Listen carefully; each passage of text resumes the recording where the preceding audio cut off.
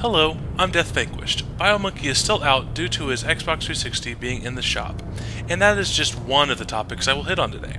That's right, I'm on the soapbox in this episode of Now Loading.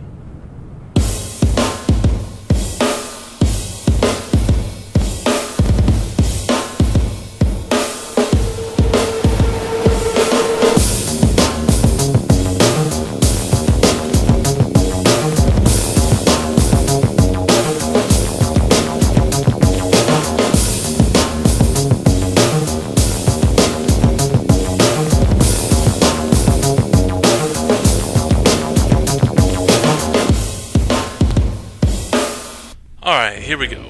The Xbox 360 has been out for nearly 4 years. Shortly after it was released in November of 2005, reports started to spread about hardware failures. The Red Ring of Death spread across the land, costing Microsoft well over $1 billion. Nearly 4 years later, what do we have? Hardware failures? Still?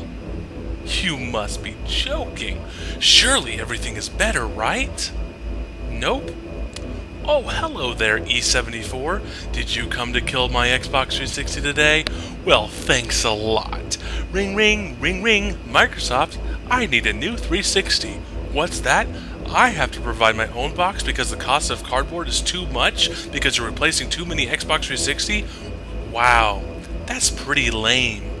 A non-scientific study performed by Game Informer recognized that 54% of Xbox 360s have failed. BioMonkey has had 2 Xbox 360s and both have failed. I have had 4 Xbox 360s and 2 of them have failed. 4 out of 6 is a little more than 54%. That is more like 2 out of 3. But even if 54% is an accurate figure, that is well over 10 million consoles that have failed. That is pathetic, Microsoft. What do I hear? Outcries of homosexual bigotry? Oh yes, this will be a fun one. Well, we have become so politically correct that it is practically politically incorrect to be politically correct. You must go one step further. You can't have the word gay in your gamer tag?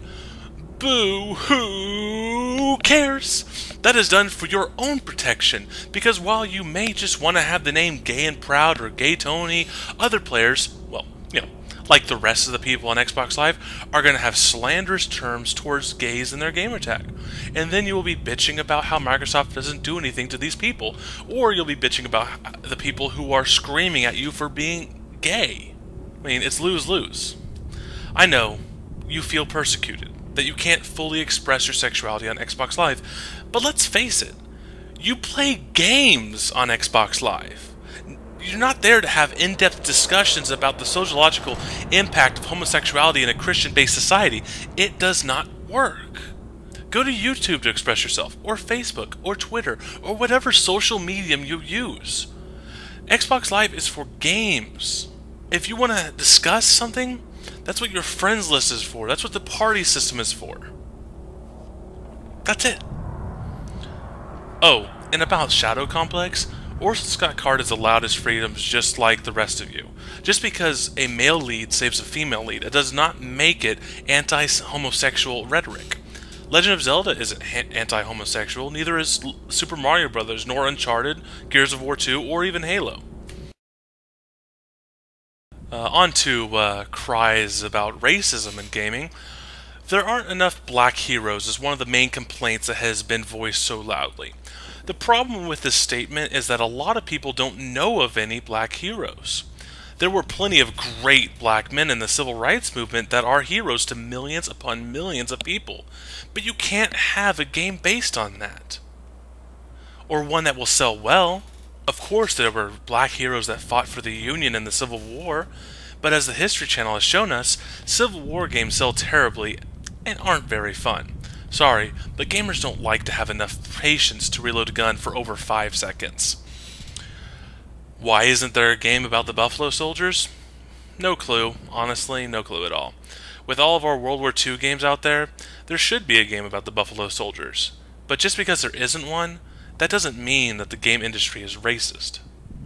Unfortunately, I must bring up Resident Evil 5 and now Left 4 Dead 2. People who are watching this,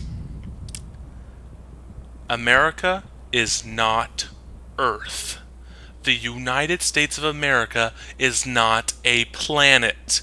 We are a part of a planet that has several different races and several different populaces. It is not racist to have a game based in Africa. It is not racist for a white protagonist to defend himself from a majority. You can say it is deplorable that the location happens to be in Africa, where most evidence points where humanity came from, but racism requires one key word: malice. Resident Evil 5 shows no malice to the Africans. They are infected, and the only good zombie is a dead zombie. But, well, of course zombies are already dead, but you know what I mean. Speaking of zombies, a person with no journalistic integrity claims that Left 4 Dead 2 is racist for the exact same reasons. His arguments also state that it is too soon to have a game based in New Orleans. The Day After Tomorrow came out 3 years after 9/11. It was not too soon. Left 4 Dead 2 is coming out over 4 years after Katrina hit. Both events are terrible, and both events are still an ongoing tragedy, but yet it is not too soon. Finally, people can cry foul all they want. They have the right to, just like I have the right to call foul on them. But please, stop trying to look for things that aren't there. Step back and look at the big picture. It is easy to lose sight that we are part of a larger world and even a larger universe. Think about the pros and cons for your fight. Every good cause has a negative effect. It just happens. It's called duality. On a lighter note, Microsoft, you issued an apology and a free game due to an Xbox Live outage in 2007. I believe that the consumers of the Xbox 360 deserve an apology for the 4 years of system failures. I'm just asking for an apology. I'm deathVANQUISHED, and my name means life.